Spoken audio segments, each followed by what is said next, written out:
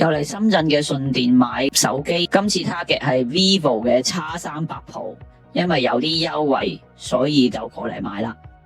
呢度開始係華為 Vivo， 先試下 Vivo 嘅 X300 Pro 先，先影唔同區段都可以。好啦，跟住我要影嗰個國寶嗰字啊，起咗黃噶。影唔影到？我要再影遠啲啊，再後邊嗰個啊。佢3.2倍都仲係講 OK 喎，呢邊都仲睇到。我想試下呢個，我哋頭先嗰陣試呢個嚟做吸血鏡頭，轉進去是吧？它这有个铁会，要点上。哦，要卡上就行了。这边的话，它需要开个。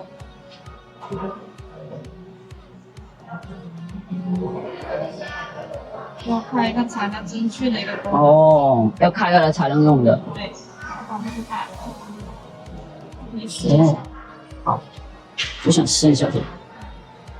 现在这个就200，然后我也可以直接调这个是吧？调这里，手柄不也可以？我只能手柄拨，不能调上面的哦。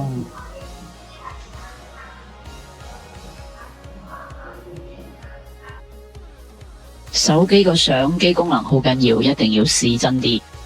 試完遠景呢，就試去個近景啦。試下去呢個微距、微觀世界，睇下有啲咩特別啊！我又要遠啲，但係又遠啲又影唔到啦。2係冇咩嘅，3.5開始有少少，7就見到啲啦。10最多10嘅啫嘛，有20，有試下20。手機好似放大鏡咁，可以調到20倍咁大，都幾犀利。咁有咩發現啊？冇咩發現啊？微觀世界就係咁，嗰度就咁啫嘛。咁好咯 ，OK 咯。試咗佢個微距同變焦，跟住呢邊咧 ，OPPO 咁粉紅嘅呢隻色，紫粉紅咧。我就去酸泥沙佬咯我呢個就7G。我呢個係磁吸嘅。都唔夠實。你頭先嗰個想乜插入去反而好啲喎，好似。都唔夠實喎。係咯，呢個插唔實嘅。長焦。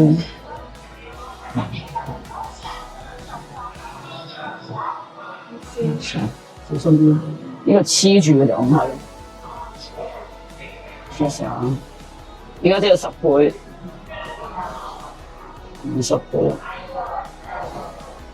40倍，睇啲字先。冇嗰個清喎，嗰個靚啲喎。呢個寶強好爭啲喎。最後揀嚟揀去都係決定要返 Vivo X300 Pro。下一步哦。好。跟住店員就教我哋點樣去攞國寶啦。具體步驟咧可以睇翻我之前2025年嗰條片啦。咁其實都係好簡單嘅啫。登錄之後，跟住撳下一步，然後選擇翻你嘅類型。而家今次國寶嘅類型就係手機啦，咁你選翻手機，跟住再撳翻同意啦。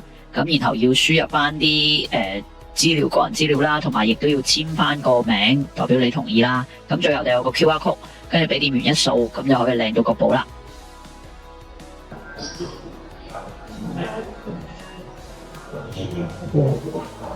我幫你攞中式嘅。咁樣就領取國寶成功啦。咁另外呢，國寶呢其實呢就每日都有限額嘅，咁所以就早啲嚟買呢，就限額之前你可以領到國寶啦。咁同埋下邊有啲信用卡立減金呢，就一定要係內地信用卡先可以用到㗎。其實點解會嚟順電買呢？係因為順電咧賣緊嘅呢個 Vivo X300 Pro 咧，比起 Vivo 嘅專門店咧原廠價咧已經平咗400蚊嘅，咁仲可以扣埋我之前喺順電買嘢儲落嘅62蚊積分啦，當錢使啦。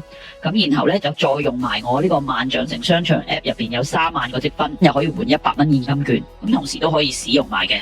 咁所以咁樣左減右減，再加埋500蚊嘅國寶同埋9% 嘅退稅咧 ，total 嘅其實係平咗1500幾蚊嘅，咁都幾抵買嘅。鏡頭入邊嘅包裝，外邊嗰啲唔包。咩有花痕啊？有咩喺度？呢個入邊有灰啊，有咩？佢係真係問話，佢係打收嘅。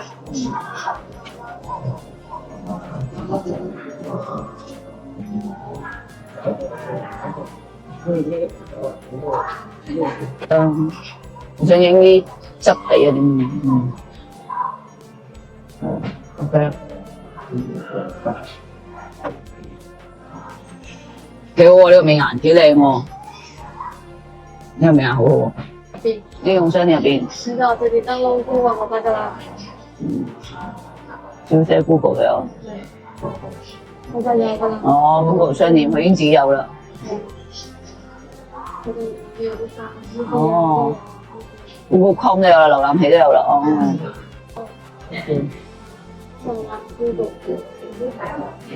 我有基本上都要打開。哦，都要打開翻呢個。仲